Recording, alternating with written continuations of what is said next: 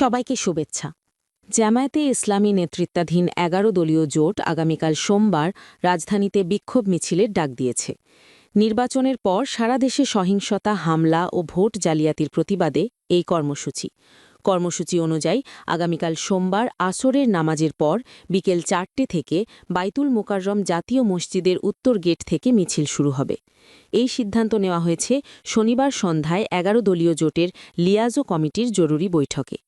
রোববার দুপুরে নির্বাচন কমিশন ভবনে বৈঠক শেষে জামায়াতের সহকারী সেক্রেটারি জেনারেল হামিদুর রহমান আজাদ সাংবাদিকদের এটা আনুষ্ঠানিকভাবে জানান।